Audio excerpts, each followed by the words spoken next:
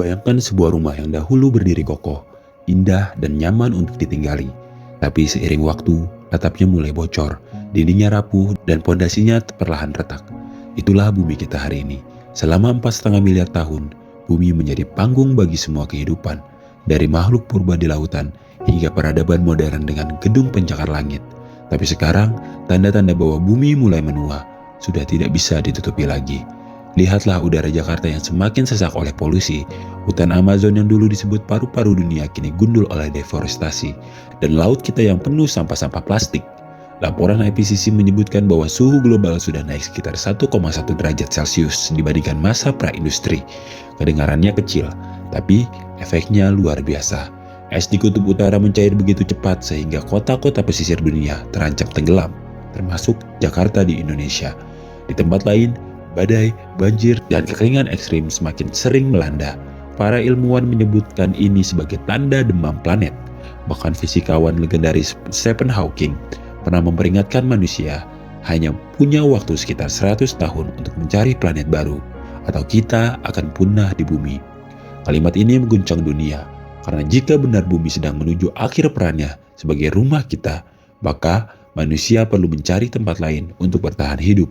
Dan di antara miliaran bintang dan planet yang ada di alam semesta, satu nama yang selalu muncul sebagai pelarian manusia adalah Mars.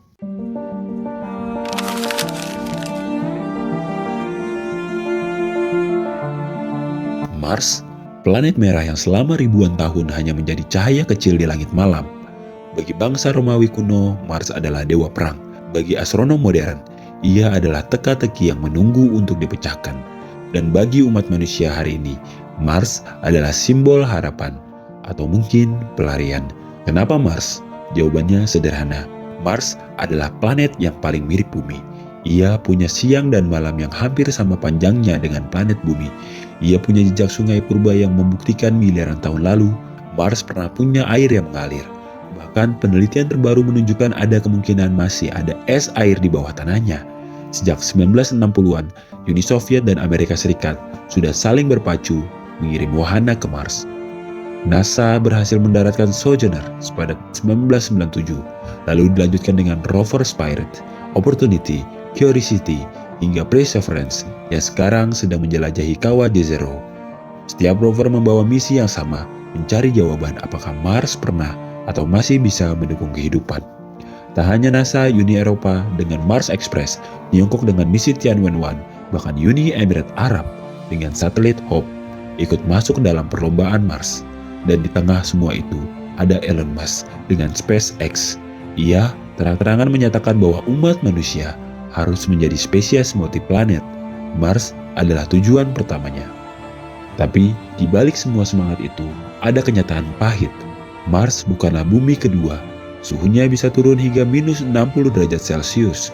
Atmosfernya 100 kali lebih tipis dari bumi, membuat manusia tidak bisa bernafas di sana. Radiasi kosmik membombardir permukaannya setiap detik. Bahkan dengan teknologi sekarang, mengirim manusia ke Mars butuh biaya triliunan dolar. Pertanyaannya, kalau memang seberat itu, kenapa dunia begitu terobsesi dengan Mars? Apakah benar ini tentang menyelamatkan manusia, atau hanya mimpi mahal yang dijual kepada kita semua?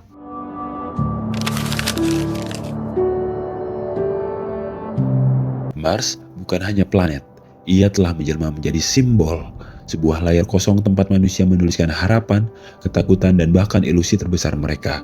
Pertanyaannya, kenapa dunia begitu terobsesi dengan Mars? Sejak awal abad ke-20, Mars sudah memikat imajinasi manusia. Astronom Italia Giovanni Schiaparelli pernah mengamati guratan di permukaan Mars yang ia sebut kanali. Di telinga masyarakat, kata itu berubah menjadi canals atau kanal. Dari situlah lahir spekulasi. Mungkinkah Mars pernah dihuni oleh makhluk cerdas yang membangun saluran air raksasa? Media masa kala itu memperkuatnya dengan buku-buku fiksi ilmiah seperti The War of the Worlds karya H.G. Wells, menambah api fantasi. Mars bukan sekedar planet mati, tapi rumah bagi alien yang bisa menginvasi bumi. Imajinasi inilah yang terus terbawa bahkan hingga kini di era sains modern. Namun, obsesi itu juga memunculkan teori konspirasi. Ada yang percaya bahwa gambar-gambar dari NASA hanyalah setting panggung.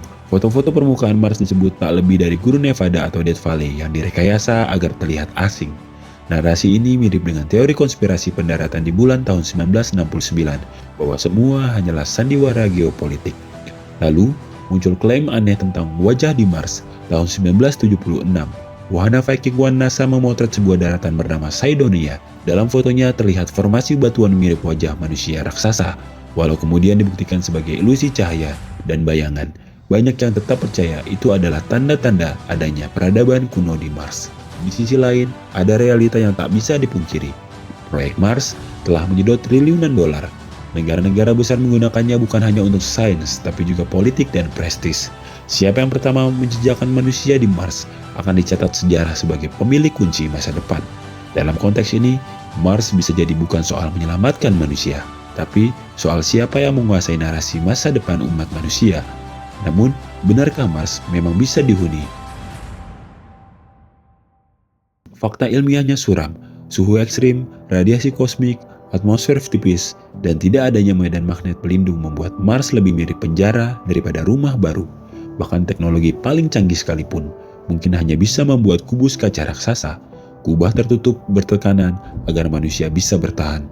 Konspirasi lain menyebut proyek kolonisasi Mars hanya mimpi yang dijual, bahwa NASA, SpaceX, dan para elit dunia sekedar membungkus kepentingan ekonomi dan politik dengan jargon menyelamatkan umat manusia.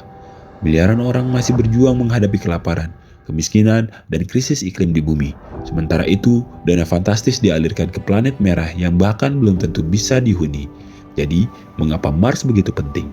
Apakah karena benar-benar ada potensi kehidupan di sana? Atau karena manusia selalu butuh mimpi, bahkan jika itu hanyalah fata morgana? Bayangkan jika benar suatu hari pemindahan massal ke Mars terjadi, hanya segelintir orang yang bisa pergi, para kaya, elit, atau siapapun yang memiliki akses. Lalu miliaran manusia lain dibiarkan tetap di bumi yang sekarat. Apakah Mars akan menjadi penyelamat atau sekedar bahtera elit, meninggalkan kita semua di planet yang perlahan menuju kehancuran? Dan disinilah letak misterinya. Mars bisa jadi adalah harapan terakhir manusia, atau sebaliknya, Mars hanyalah ilusi, cermin dari ketakutan kita sendiri akan akhir bumi. Mars mungkin planet merah, tapi sesungguhnya ia adalah cermin dari siapa kita sebagai manusia. Apakah kita makhluk yang akan lari dari tanggung jawab menjaga bumi? Ataukah kita mampu menghadapi kenyataan bahwa satu-satunya rumah yang kita miliki masih di sini, di bawah kaki kita sendiri?